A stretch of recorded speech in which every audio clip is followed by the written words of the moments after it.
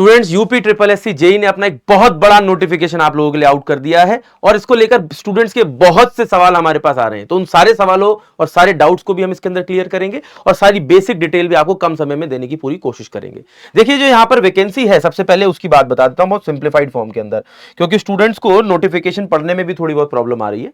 देखिए UP triple SC ने जो वैकेंसी आउट करी है वो है 2847 वैकेंसी, अलग अलग डिपार्टमेंट में करीब 8 अलग अलग डिपार्टमेंट में आपकी ये वैकेंसीज आई हैं। कितनी कहां बताऊंगा, लेकिन ये वैकेंसी सारी की सारी डिप्लोमा इन इंजीनियरिंग के बच्चों के लिए है और उसमें भी स्पेसिफिकली सिविल इंजीनियरिंग के बच्चों के लिए, यानी कि इसमें मैकेनिकल और इलेक्ट्रिकल अलाउड नहीं है। ठीक है ना। अब यहां पर ये जो इसका फॉर्म है वो 7 मई से भरा जाने वाला है और आप कब तक भर पाएंगे इसको, 7 जून तक भर पाएंगे। ठीक है, तो यानी कि अभी एप्लीकेशन डेट स्टार्ट नहीं हुई है, आप 7 मई से भर पाएंगे। अच्छा, इसमें एग्जाम की डेट अभी नहीं दी गई है और इसमें एक सवाल बहुत ज्यादा आ रहा है कि सर क्या अदर स्टेट के स्टूडेंट्स अलाउड है? तो यस, यूपी के इस एग्जाम के अंदर अदर स्टेट के स्टूडेंट्स भी अलाउड हैं। अगर आप बिहार से हैं या किसी दूसरे स्टेट से भी आते हैं तो भी आप इस फॉर्म को भर सकते हैं। उसके बाद अगर मैं बात करता हूं तो देखिए इसकी एप्लीकेशन वेबसाइट जो है upSSC.gov.in है। इसमें एक important point economically weaker sections को लेकर इनकम सर्टिफिकेट का दिया गया है। तो इनकम सर्टिफिकेट आपके पास 2023 से 2024 के ईयर का होना चाहिए। ठीक है, उसके बाद इसके अंदर एक आवेदन शुल्क जो एप्लीकेशन फी जो दी गई है वो क्या दी गई है, 25 रुपए हर कैटेगरी के लिए, चाहे आप जनरल कैटेगरी, चाहे C OBC, economically weaker section, किसी भी कैटेगरी में आप आते हैं आपको 25 रुपए प्रोसेसिंग फी देनी है बस। ठीक है ना। ऑनलाइन एप्लीकेशन फी आप लोगों के लिए 0 रखी गई है और एक अच्छी पहल मुझे लगता है यूपी सरकार ने हर स्टूडेंट के लिए की है। ठीक है, अब उसके बाद अगर मैं अगला जो इंपॉर्टेंट पॉइंट है उसके ऊपर आ जाता हूं तो वो क्या कहते हैं, ठीक है ना, कहते हैं कि जो डिपार्टमेंट है उस किस डिपार्टमेंट में कितनी वैकेंसी है। तो पीडब्ल्यूडी में आपकी टोटल वैकेंसी जो है आपकी 1092 वैकेंसीज और इसका पूरा बायफर्गेशन भी मैंने आपको दे दिया है। हालांकि मैं फिर भी एक बात आपसे कहूंगा कि अगर आप चाहते हैं जो भी मैं इस वीडियो में आप लोगों को बता रहा हूं उसका पूरा का पूरा आपको पीडीएफ के फॉर्म के अंदर डेटा मिल जाए, सिंप्लीफाइड फॉर्म के अंदर, तो आप मेरे टेलीग्राम ग्रुप को जरूर ज्वाइन कर लीजिएगा जिसका नाम यहां पर लिखा हुआ है Shubham Agrawal sir textbook. Video के डिस्क्रिप्शन में इसका लिंक दिया गया है, डिस्क्रिप्शन चेक करें, जहां पर ये लिखा मिले क्लिक करें और ज्वाइन कर लें। इसके प्रीवियस ईयर पेपर भी मैं रात को 8 बजे आप लोगों को यूट्यूब पे कराना शुरू कर दूंगा। ठीक है, तो आज ही से सेशन शुरू हो जाएगा। और इसके बाद आ जाते हैं कि इसके अंदर सर एक जो सवाल आ रहा है वो लगातार ये आ रहा है कि सर पीईटी का क्या है इसके अंदर।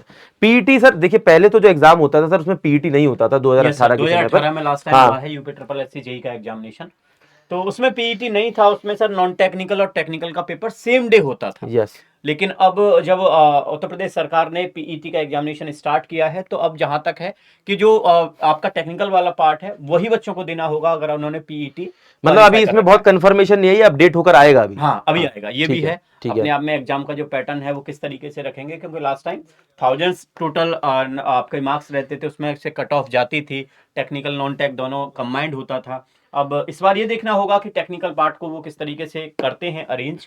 और सर एक सवाल ये भी आ रहा है कि सर जो पीईटी है कौन से ईयर का जो अलाउड है इसके अंदर, क्या 2021 में किसी ने पीईटी दिया है या 2022 में दिया है तो वो क्या अलाउड है? वो अलाउड नहीं है। अगर आप देखेंगे तो पीईटी जो यूपी ट्रिपल एससी की वेबसाइट पर पीईटी से रिगार्डिंग सारी जो गाइडलाइंस हैं वो दी गई हैं, जहां पर बताया गया है कि हर साल 1 साल के लिए वैलिडिटी होती है। तो 2022 में अगर आपने दिया है तो वो 2023 के 1 जनवरी में, मतलब ये नोटिफिकेशन 2024 का, इसलिए 2023 में जिन्होंने दिया है तो सिर्फ वही वैलिड, मतलब उसका ही स्कोर वैलिड माना जाएगा और 2023 में पीईटी दिया तब आप इस फॉर्म को भर सकते हैं। बिल्कुल, 2023 वाले बच्चे। अच्छा सर, एक स्कोर को लेकर बातचीत चल रही है कि सर जैसे एक बच्ची ने हमें लिखा है कि सर मेरा 42 स्कोर है पीईटी में, तो क्या वो फॉर्म अप्लाई कर सकती है? स्कोर को लेकर भी कुछ कंफ्यूजन। स्कोर को लेकर के अगर आप देखेंगे सर, इसमें ही आपका जो नोटिफिकेशन आउट हुआ है तो इसमें एक स्टेटमेंट कहा गया है कि जो बच्चे जैसे कैटेगरीज हैं, जैसे आप देखेंगे रूरल इंजीनियरिंग टोटल 765 वैकेंसी हैं, तो इसका 15 टाइम्स है ना सर। इसी सेम तरीके से पीडब्ल्यूडी, तो यानी कि जो वैकेंसीज हैं उसके कॉरेस्पॉन्डिंग 15 गुना बच्चों को आपका एग्जाम के लिए बुलाया जाएगा। मतलब इसमें ये होगा कि आपको फॉर्म भरना है जब एप्लीकेशन फॉर्म ओपन हो जाएगा, ठीक है ना, बेस्ड ऑन योर स्कोर एक शॉर्टलिस्ट होके कैंडिडेट्स की लिस्ट आएगी जो जिनको मेंस में अलाउ किया जाएगा। मतलब पीईटी का आपका हो सकता है स्कोर 40 हो सकता है, 42 हो सकता है, 45 हो, कुछ भी आपका स्कोर हो सकता है, आप फॉर्म भर सकते हैं,